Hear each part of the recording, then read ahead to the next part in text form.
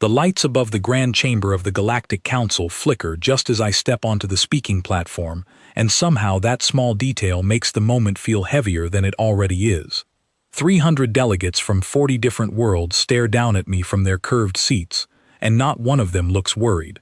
I am Ethan Cole, the last human envoy this council will ever see standing calm, and I already know how this ends before I open my mouth. I clear my throat and speak the words Earth sent me here to deliver. This is humanity's final warning. Withdraw your fleets from our colonies. Return the resources you have taken. Recognize us as equals under council law. If you refuse, there will be consequences. For a moment, nobody moves. Then the Zarathi delegate, a tall insectoid named Vex Aurum, tips his head back and laughs, a dry clicking sound that echoes through the chamber. Others join him. A Dravith admiral chuckles into his translator device. Even the quiet Ilsen delegation, usually so formal, allows themselves a small smile. Consequences, Vex Aurum repeats, savoring the word like it is a joke someone told badly. From a species that has been part of galactic society for less than 100 years. Ambassador Cole, humanity has no fleet capable of threatening anyone in this chamber. You have farms. You have mining outposts. You do not have power. I keep my face still. I learned that from my father, who taught me that the moment you show anger to someone who wants to see it, you have already lost. You misunderstand me, I say. I am not asking you to fear our fleet. I am telling you that tomorrow you will not be able to find it. A murmur runs through the chamber, half amusement and half confusion, as if my words do not fit the shape of a threat they know how to take seriously. A Dravith admiral leans toward the delegate beside him and whispers something that makes them both smile. I do not need a translator device to understand mockery. Vex Aurum raises a clawed hand, still smiling, and speaks slowly, the way someone speaks to a child who has said something amusing but confused. Ambassador Cole, humanity arrived at this council with wooden ideals and paper promises. We have watched your species argue for equal trade rights, while your colonies cannot even secure their own orbit. We have watched you beg for representation, while your largest fleet consists of outdated patrol vessels we retired from our own service 2 centuries ago. Tell me, what exactly do you believe will disappear tomorrow? I let the silence stretch a moment longer than feels comfortable. Somewhere in this chamber, cameras broadcast this exchange to every allied world, every trade partner, every curious citizen who has ever wondered what humanity might say if finally pushed far enough. Everything, I say. Every transport carrying your goods through our space. Every supply line that quietly depends on human labor because it is cheaper than your own. Every patrol route that assumes our worlds will always be there to refuel your ships. You built convenience on top of us, without ever asking whether we would keep providing it. Bram Kessling, the old Savaran who chairs this council, lets his smile fade slightly, though he does not seem worried, only irritated, the way an old man grows irritated with a persistent insect. This council does not respond well to threats, Ambassador, especially empty ones. I understand, I say. You do not have to believe me. You will see for yourselves soon enough. That earns another round of laughter, louder this time. Bram Kessling waves a clawed hand to quiet the room, though he is smiling too. Ambassador, we appreciate your species' flair for drama. Request denied. This session is closed. I do not argue. I bow the way protocol requires, turn, and walk out of the chamber with every alien eye following me, amused, dismissive, certain that humanity is a small and temporary problem that will sort itself out. I do not tell them what I already know. I do not tell them that 3 hours ago, before I ever stepped into this chamber, Earth Command sent the signal. I do not tell them that somewhere beyond the edge of charted space, every human vessel, every transport, every colony ship, every last patrol craft has already begun to move. By the time I reach my personal shuttle docked at the outer ring, my communicator buzzes. It is Laura Bennett, my aide and the only other human allowed inside this station. How did it go? She asks, though her voice tells me she already suspects. They laughed, I say. Good, she says. That means they didn't listen, which means they won't be ready. I settle into my seat as the shuttle detaches from the station, and I watch the curved hull of the Council world shrink behind me. Thousands of alien ships drift in orderly patterns around it, an entire civilization that has never once needed to worry about humanity, because humanity has never given them a reason to worry. That is about to change. I remember the first council session I ever attended, back when I was a junior attaché barely out of training. A Severan representative had asked me, with genuine curiosity rather than cruelty, why humans bothered sending diplomats at all when we had nothing the council valued enough to negotiate for. I had no answer then. I only smiled and said we were patient. He had laughed, not unkindly, and told me patience was a virtue for species with time to spare, and humanity, so young and so small, could not afford to waste any. I think about that conversation often. I thought about it again 3 weeks ago, when Earth Command called me into a secure room beneath the Geneva complex and told me the Icarus program was finally ready, 14 years after it had first been proposed as a desperate answer to a desperate question. How does a species with no fleet and no allies survive among powers who see it as livestock rather than a partner? The answer we found was not a bigger fleet. It was a place to disappear to. Command confirms staging is complete, Laura says, reading from her tablet. Every registered human vessel has reached its designated coordinates. Civilian transports, cargo haulers, even the fishing trawlers on Kepler Station. All of them. And the military ships? Already gone. Nobody outside our own systems even noticed them leave. I nod slowly, watching the stars blur past the viewport. 14 years ago, when I first joined the diplomatic corps, humanity was the newest member of a council that had existed for 12,000 years. We were curiosities, quaint, given just enough respect to keep us quiet and just enough restriction to keep us small. Our colonies were taxed unfairly. Our trade routes were rerouted around older species without warning. Every request for equal footing was met with a polite smile and a closed door. We took it. For years we took it, because the numbers were not in our favor, and any child could see that a young species with a handful of worlds could not challenge dozens of empires with millennia of head starts. But numbers were never the only thing that mattered. Ethan, Laura says quietly, are you scared? I think about the question honestly before answering. No, I say. I'm relieved. We've been waiting 14 years for this exact night. The shuttle's navigation display shows our course locked toward the Human Embassy Transport Hub, a modest station on the edge of Council space that nobody important ever bothers to visit. From there, in a few hours, I will join the rest of humanity in the place the Council does not know exists. Laura checks her tablet one more time, scrolling through status feeds from stations I have never heard named aloud in any official briefing. Command wants confirmation you delivered the exact wording, she says. No improvising.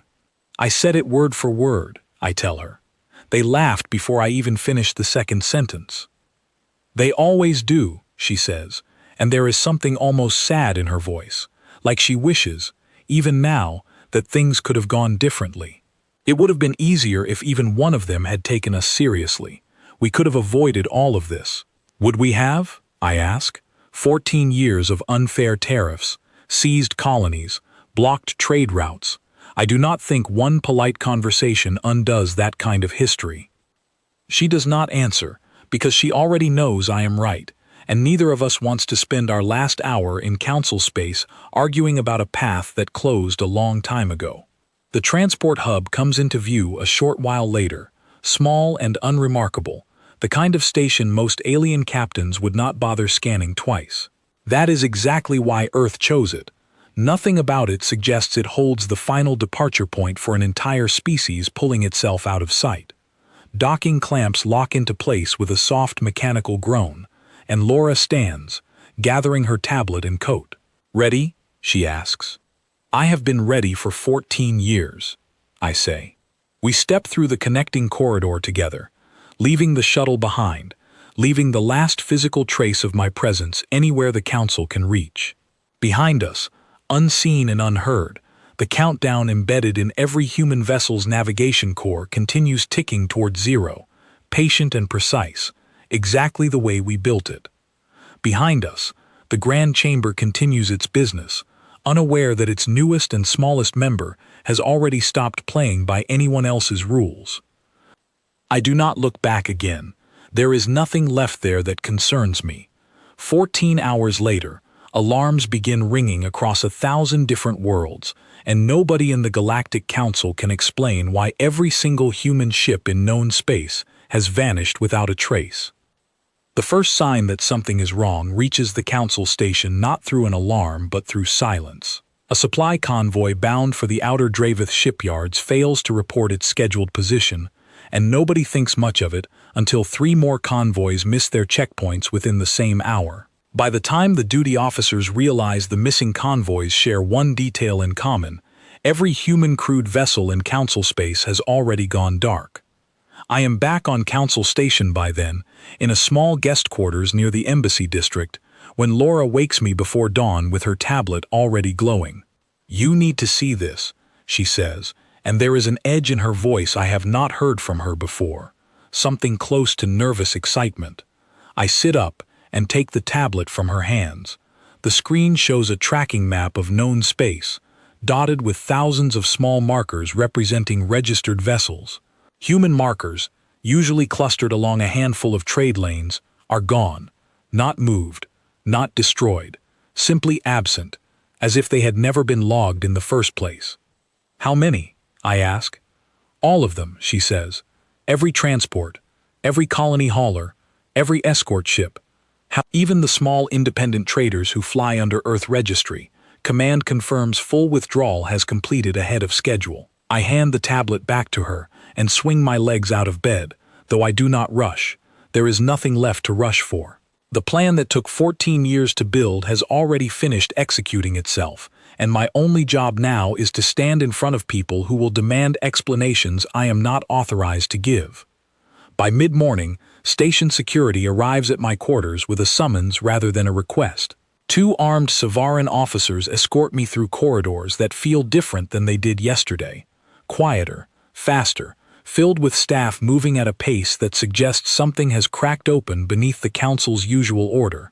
The Grand Chamber looks nothing like it did during my first appearance. Half the delegates are absent, presumably managing crises in their own systems. The ones present look tired, irritated, and for the first time since I arrived on this station, uncertain. Bram Kessling does not smile this time. He sits with his claws folded tightly together, watching me approach the speaking platform with an expression I can only describe as controlled anger. "Ambassador Cole," he says, without any of yesterday's warmth, "perhaps you would like to explain the sudden and complete disappearance of every human vessel in Council space." "I already explained it," I say. "Yesterday, in this very chamber." "You gave us a riddle, not an explanation," snaps a Draveth admiral I do not recognize, stepping forward from the crowd. Unlike yesterday, nobody around him is laughing. 3 of my supply routes have collapsed overnight. Refineries on 2 colonies are reporting critical shortages because human contractors handled 60% of their logistics. Do you understand what you have done? I understand exactly what has been done, though I keep my voice level.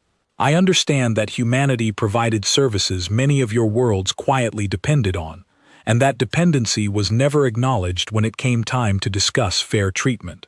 "This is not the time for lectures," Bram Kessling says sharply. "Where are your ships, Ambassador?" "I do not know their exact coordinates," I say, which is true. Only a handful of people on Earth know the actual destination, and I am not one of them. My role was never to hold that secret. My role was only to deliver a warning nobody wanted to hear. "You expect us to believe the ambassador responsible for delivering the warning has no knowledge of where an entire species vanished to?" the Admiral demands. "I expect nothing from you," I say. "I only tell you what is true. I was told to deliver a message. I delivered it. What happened afterward was decided long before I ever stepped into this chamber." The chamber erupts into overlapping voices, delegates arguing among themselves, some demanding immediate military search operations, others insisting the entire event must be some kind of technological failure rather than a deliberate act. Bram Kessling raises both hands, and after a long moment, the noise settles into an uneasy quiet. Search fleets have already been dispatched, he says. Every drive signature belonging to a human vessel will be traced back to its origin point. Wherever your people have gone, Ambassador, we will find them.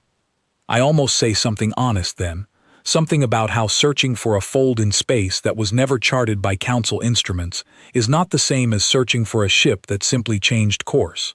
I stop myself in time, let them search. 14 years of preparation deserves better than being undone by my impatience in front of an audience that still, even now, cannot fully accept what has happened. I wish you good fortune in your search, I say instead, and it is not sarcasm, it is simply true. They will need it. I am escorted back to my quarters under guard this time, no longer a free envoy but something closer to a person of interest. Laura meets me at the door, having negotiated her own continued freedom by insisting she is only administrative staff with no operational knowledge, which is technically accurate. They are scared, she says once the guards leave us alone. I have never seen a council session go that badly for them before. They should be scared, I say. For 14 years they built their supply chains, assuming we would always be available and always be cheap. Now the assumption is gone, and they have no idea how deep the damage runs. I sit by the small viewport in my quarters, watching alien search vessels depart the station in tight formations, drives flaring as they head toward the last known coordinates of human trade routes.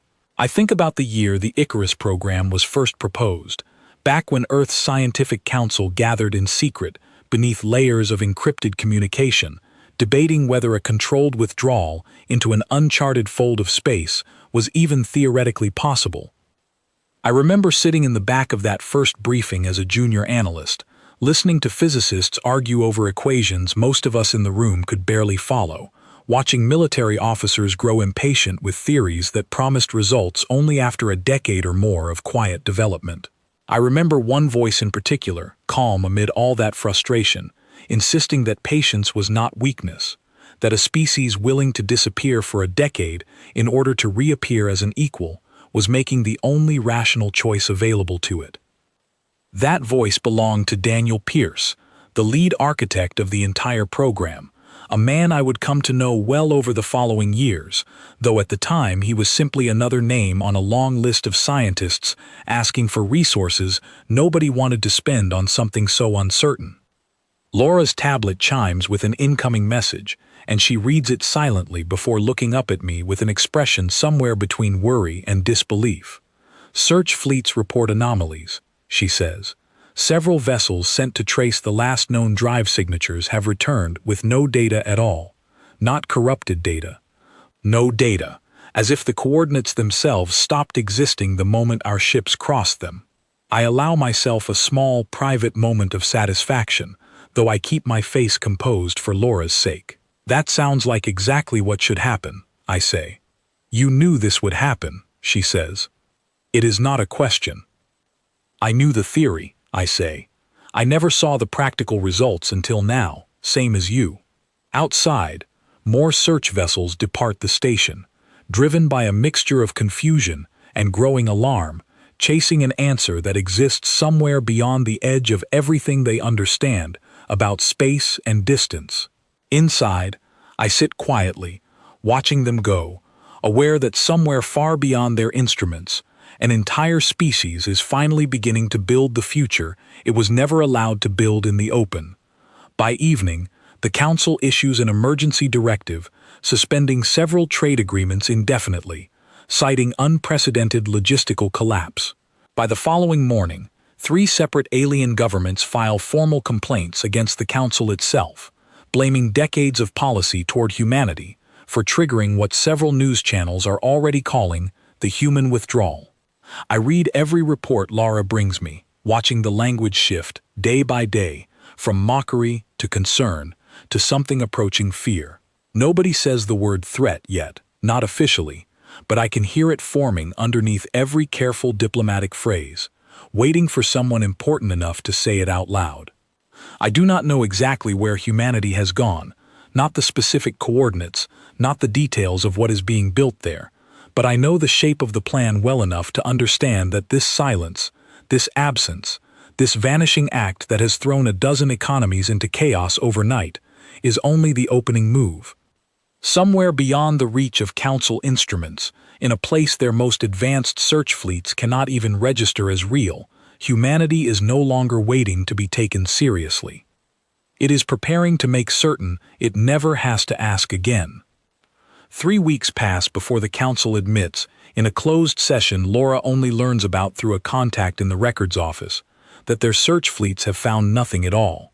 Not wreckage, not drifting cargo, not so much as a fragment of hull plating floating where a human vessel once was. Every search party sent to the last recorded coordinates returns with the same unsettling report.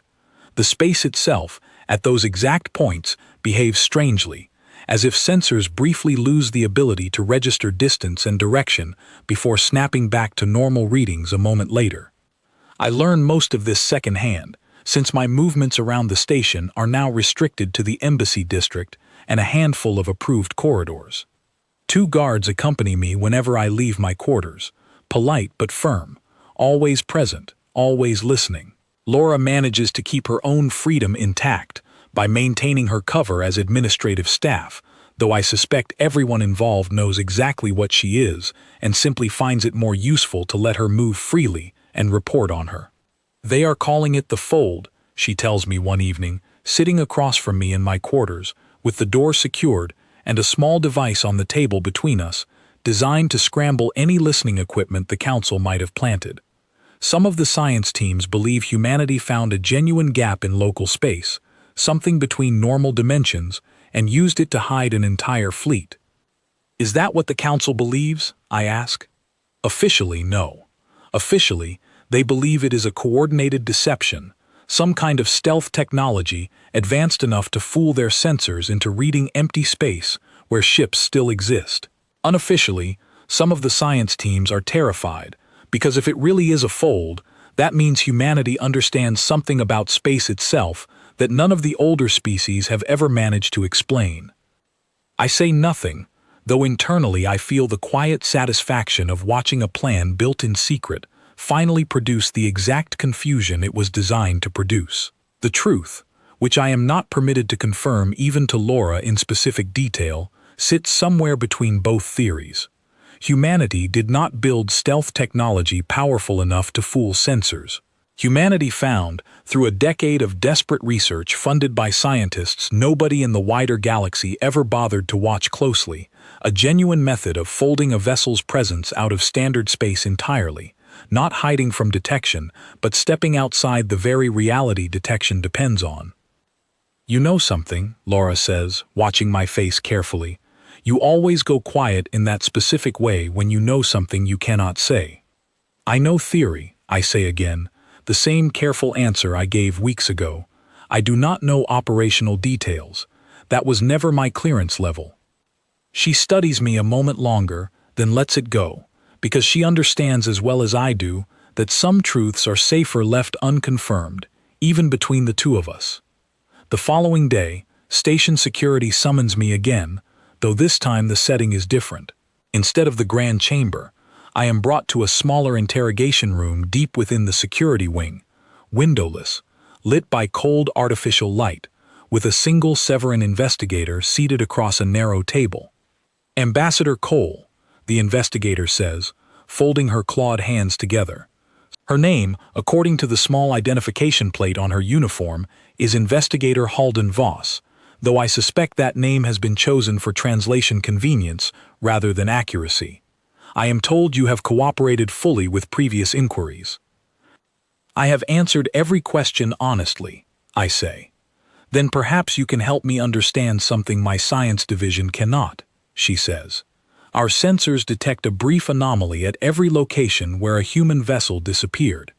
A fraction of a second where local space appears to fold inward before returning to normal. Does that sound familiar to you, Ambassador? I keep my expression neutral, though internally I recognize the description immediately. It matches, almost exactly, the theoretical models Daniel Pierce once presented in that first secret briefing years ago. Models built around bending a localized region of space, just long enough to slip a vessel through, without ever technically leaving standard space behind. I am not a scientist, I say. I would not know how to interpret sensor anomalies. But you know something, Investigator Voss says, echoing Laura's words from the night before, and I wonder briefly whether the entire station has developed some shared instinct for reading uncertainty on a human face. You stood in front of this council and delivered a warning with absolute confidence that every ship would disappear overnight. That is not the confidence of a messenger who knows nothing beyond a rehearsed sentence, Ambassador. That is the confidence of someone who understood exactly what was coming. I consider my next words carefully, aware that whatever I say next will likely reach the ears of every delegate still trying to make sense of the situation. I decide, deliberately, to give her something true, though carefully incomplete. I did understand what was coming, I say. I understood that my species had reached the end of its patience with unfair treatment, and that our leadership had prepared a response many years in advance. I do not know the specific mechanism behind our withdrawal, only that it was planned, tested, and executed exactly as intended. Planned for how long? She asks. Longer than you would be comfortable hearing, I say. Investigator Voss leans back slightly, studying me with an expression I cannot fully read, somewhere between professional frustration and something almost like respect. You understand this puts your council in an extremely difficult position, Ambassador. An entire species does not simply vanish without consequence. Trade has collapsed across 17 systems. Colonies that once relied on human labor are experiencing shortages they have never faced before. Several governments are demanding the Council explain how this was allowed to happen under its watch. I imagine that is a difficult position, I say, though I would gently point out that humanity spent 14 years asking this Council to prevent exactly this kind of dependency from becoming a vulnerability. Every request for fair renegotiation was dismissed.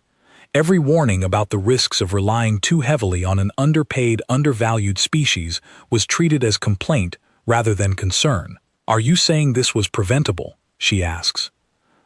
I am saying this was requested to be prevented, repeatedly, for years, by people this council chose not to take seriously, I say. Whether that makes it preventable depends entirely on whether anyone had been willing to listen before now. She does not respond immediately, and for a long moment the small room sits in uncomfortable silence. Finally, she taps something into a small device on the table and stands. You will remain within embassy boundaries until further notice, she says. This council has not decided what your continued presence here represents, Ambassador. Some believe you to be a hostage of circumstance. Others believe you may be more valuable than you appear. I am exactly what I have always been, I say. A messenger who delivered exactly the message I was asked to deliver. She studies me a moment longer before turning to leave, and I am escorted back to my quarters without further conversation. That night, Laura brings me a small data chip smuggled through a contact she refuses to name, containing a fragment of an encrypted transmission intercepted from deep space, far beyond any charted trade route. The message is brief, badly degraded, but unmistakably human in origin, a single voice confirming successful arrival at coordinates, identified only by a code name I recognize instantly from years ago inside the Icarus program. Haven, the voice says, before the transmission dissolves into static. Phase 2 beginning ahead of schedule.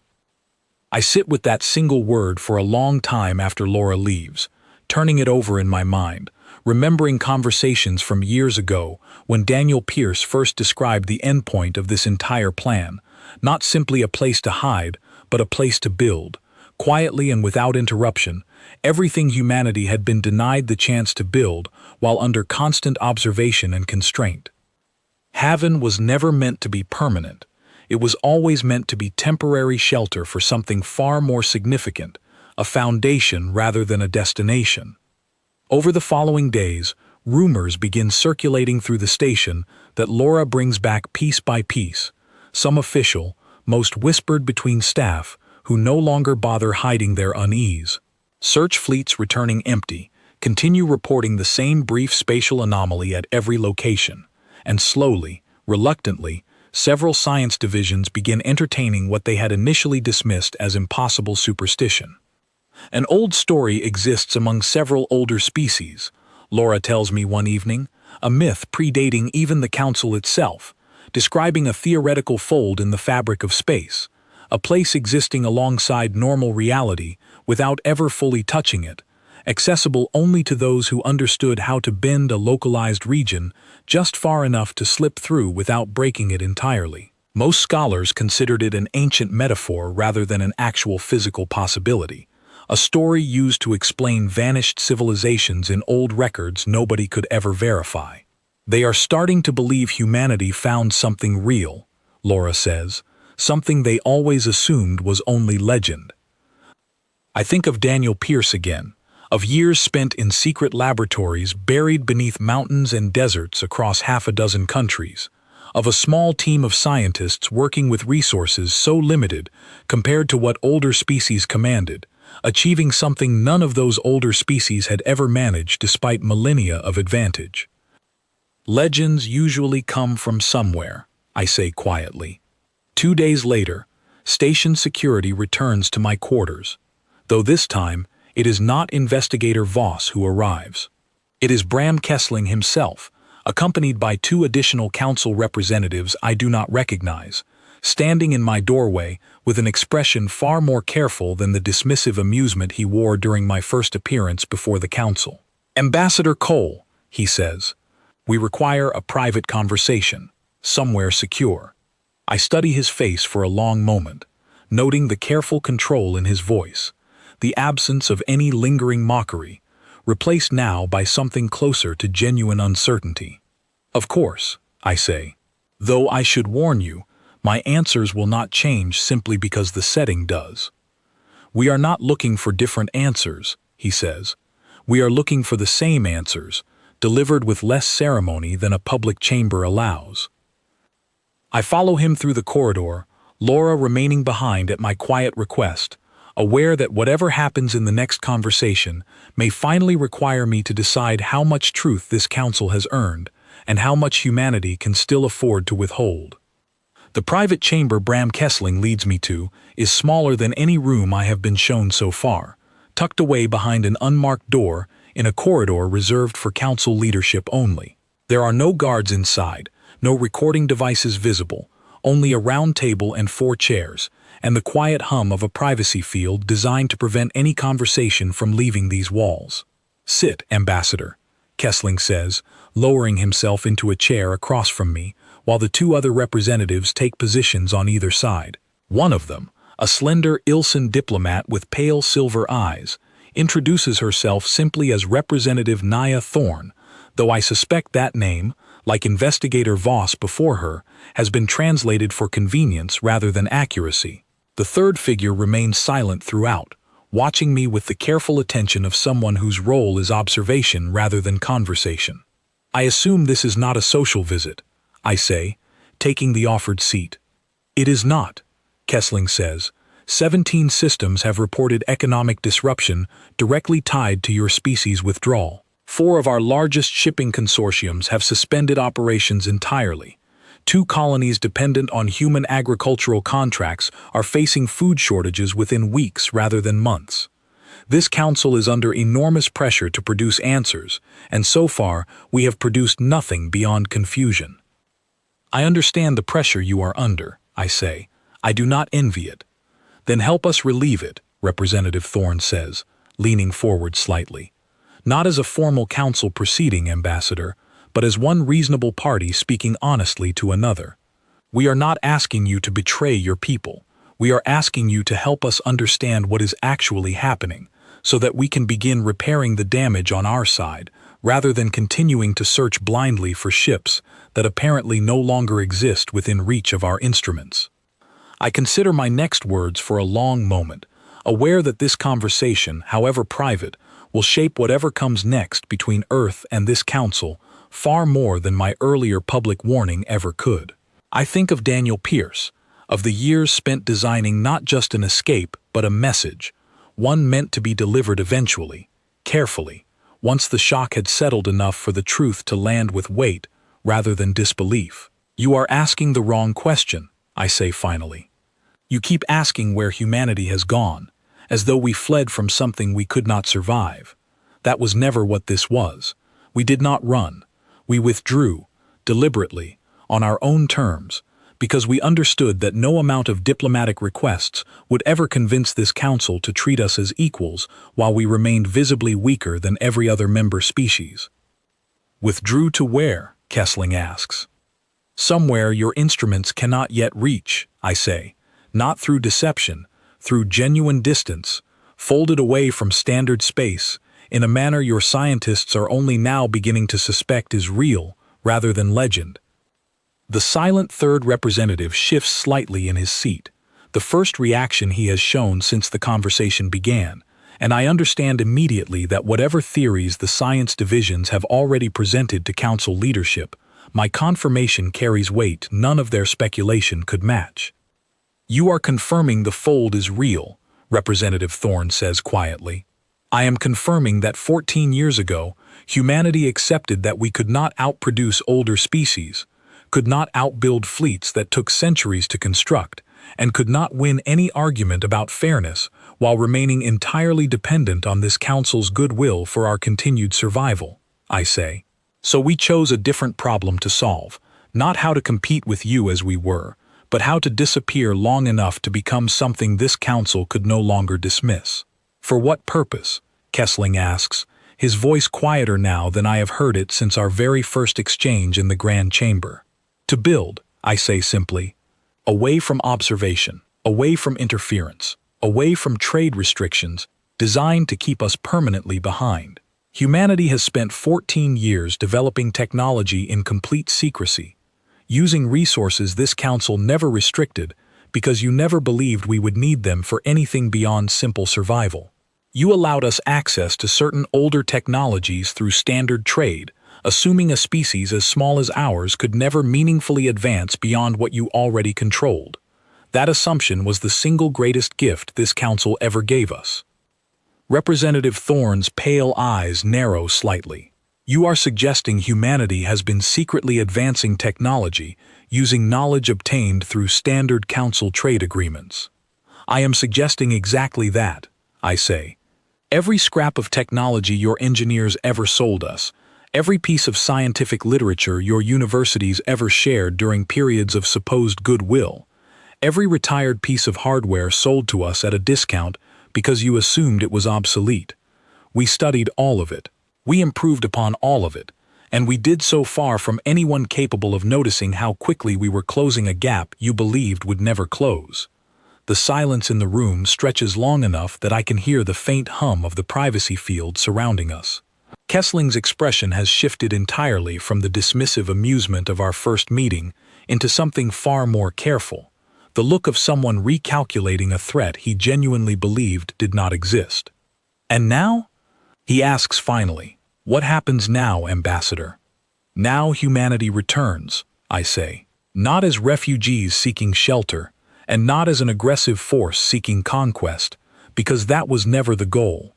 We return as a species this council can no longer treat as livestock to be managed, rather than a partner to be respected.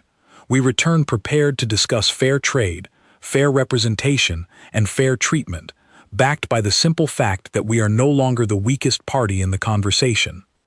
You speak as though this has already been decided, Representative Thorne says. It was decided 14 years ago, I say. Everything since then has simply been the execution of that decision, including this conversation.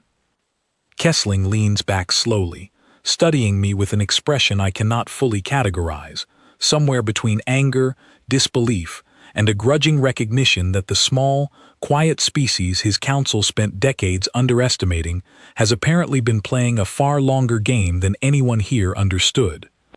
You allowed this council to publicly mock your ambassador, he says slowly. You allowed yourself to be laughed at in an open session, knowing the entire time that within a day, every ship your species owned would vanish beyond our reach. Yes, I say. Why? He asks. Why endure that humiliation if the outcome was already certain? I think about the question carefully before answering, because it deserves an honest response rather than a rehearsed one.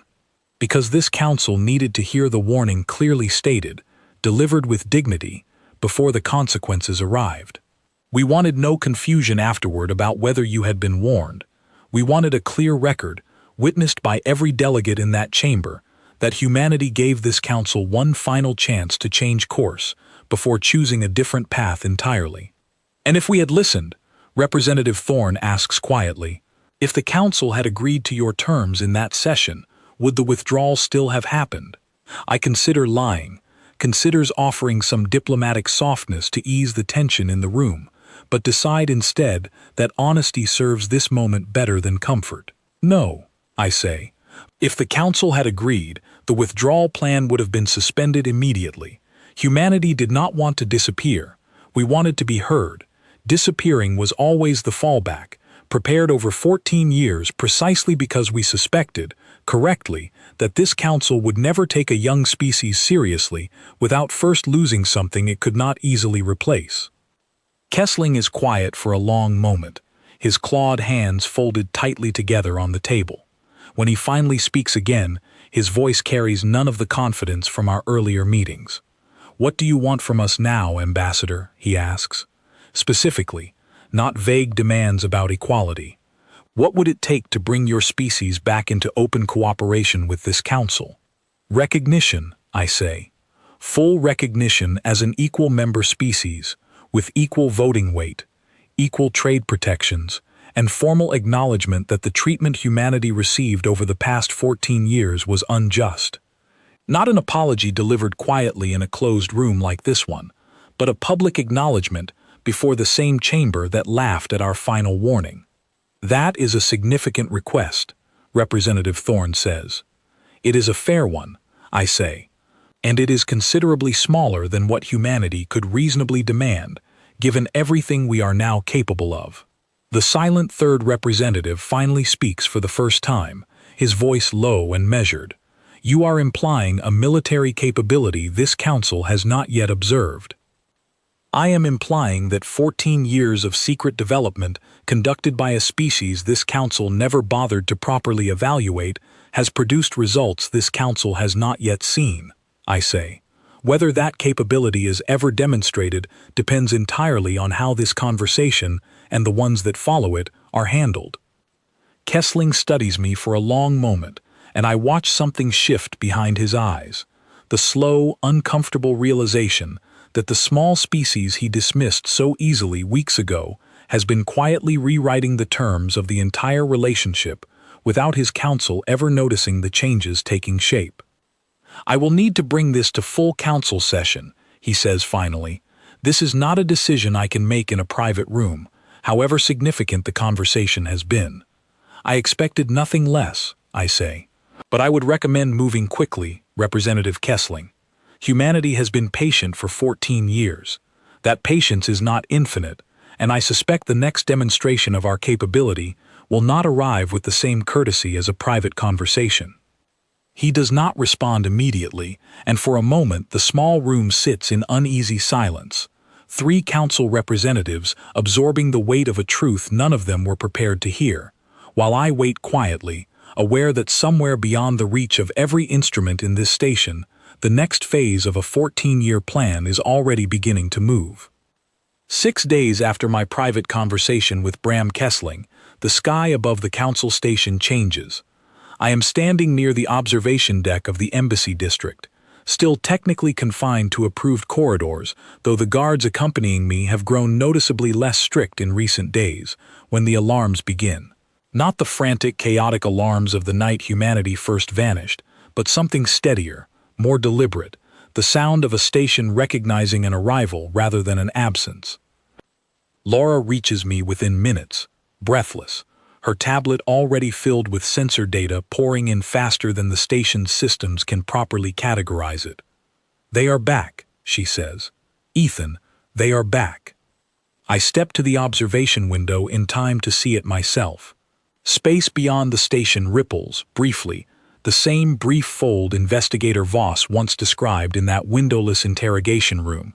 And then ships begin emerging, one after another, sleek and unfamiliar, nothing like the modest transports and outdated patrol vessels the Council once dismissed as harmless. There are hundreds of them, arranged in careful formation rather than aggressive posture, drives glowing with a technology signature unlike anything registered in Council databases. I recognize the general design philosophy immediately, the same principles Daniel Pierce once sketched on a whiteboard years ago during that first secret briefing, refined now beyond anything I imagined possible within 14 years. Command wants you at the primary docking ring, Laura says, reading a fresh message on her tablet. Immediately. I do not need an escort this time.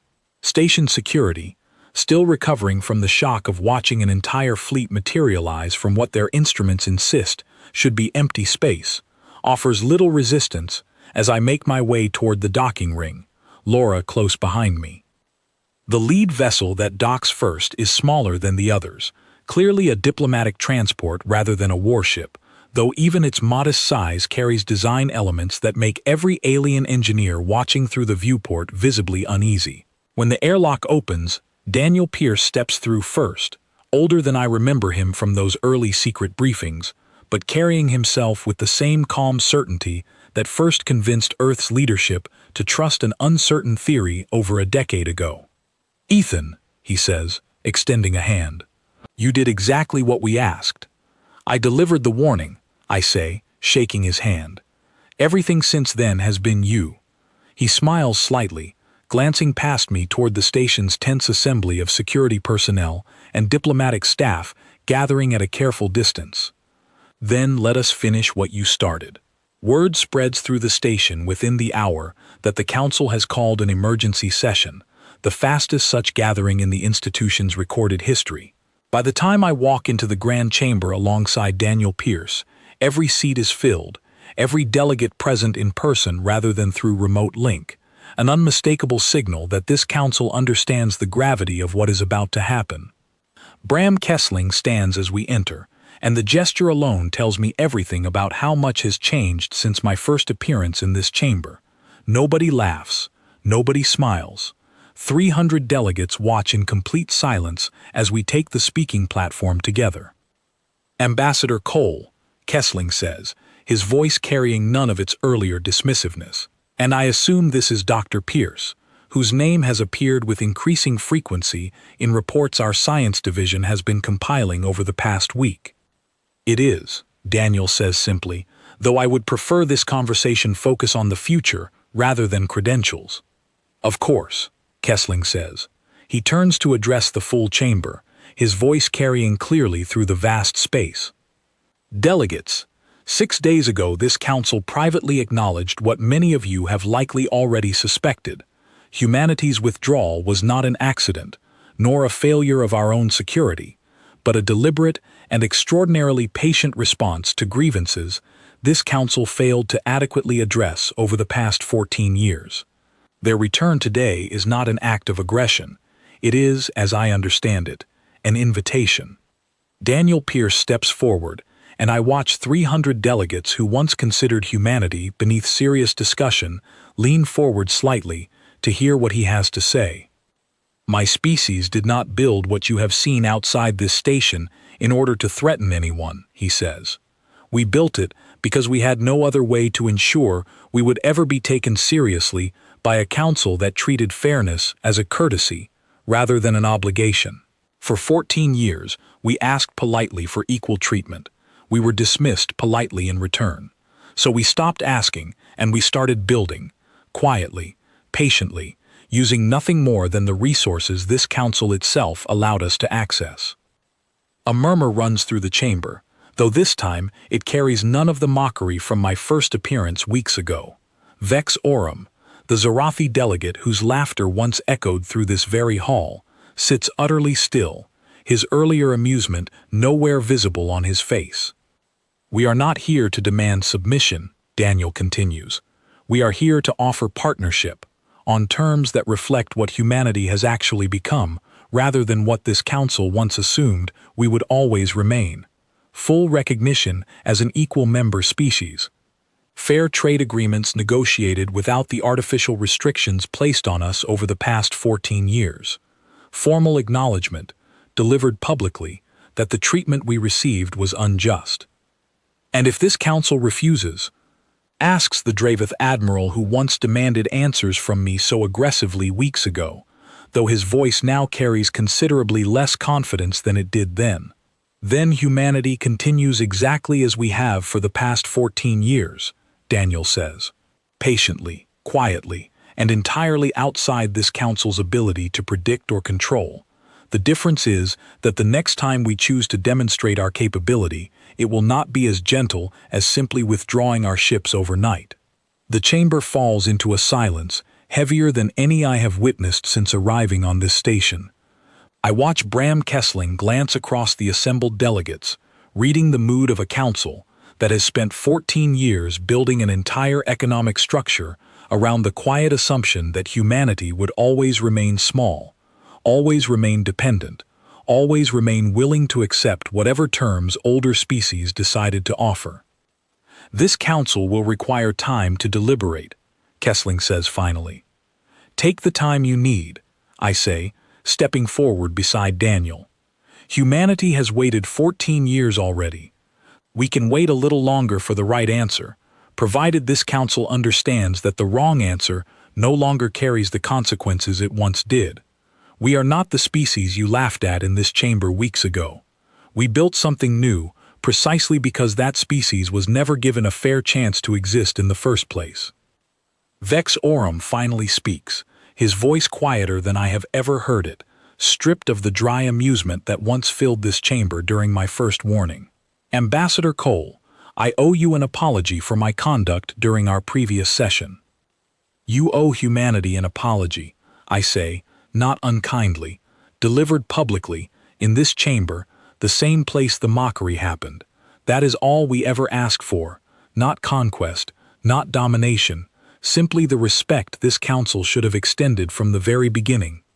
The council deliberates for 3 full days, longer than any session in recent memory, while human ships remain in careful formation beyond the station, neither advancing nor retreating, a quiet demonstration of patience that speaks louder than any show of force ever could. On the 4th day, Bram Kessling calls the chamber back into session, and this time, when I take the speaking platform, I do so not as a dismissed envoy, but as an equal representative of a recognized member species. This council formally acknowledges humanity as a full and equal member, Kessling announces, his voice carrying clearly through the chamber, with all corresponding rights, protections, and representation. This council further acknowledges that the treatment humanity received prior to this recognition fell short of the standards this institution claims to uphold, and extends its formal apology for that failure. I stand quietly, listening to words I once believed might take another 14 years to hear, if they ever came at all. Beside me, Daniel Pierce remains still, though I notice the faint relief in his posture, the quiet satisfaction of watching a plan built across a decade and a half finally reach the moment it was always designed to reach. Later, standing at the observation deck with Laura beside me, watching human ships begin their slow, orderly departure back toward the fold that will carry them home, I think about that first council session weeks ago, the laughter that filled this chamber when I delivered our final warning, the absolute certainty every delegate present felt that humanity posed no threat worth taking seriously.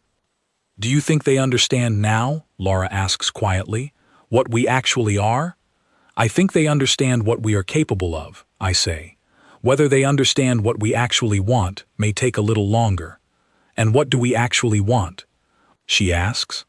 I watch the last human vessel slip through the shimmering fold in space, vanishing not into hiding this time, but into a future finally built on equal footing with everyone who once dismissed it as impossible. The same thing we always wanted, I say. A seat at the table, and the respect that should have come with it from the very beginning. Behind us, the Grand Chamber continues its business, no longer laughing, no longer dismissive, finally understanding that the species it once mocked as small and temporary had simply been waiting, patiently, for the exact right moment to prove otherwise.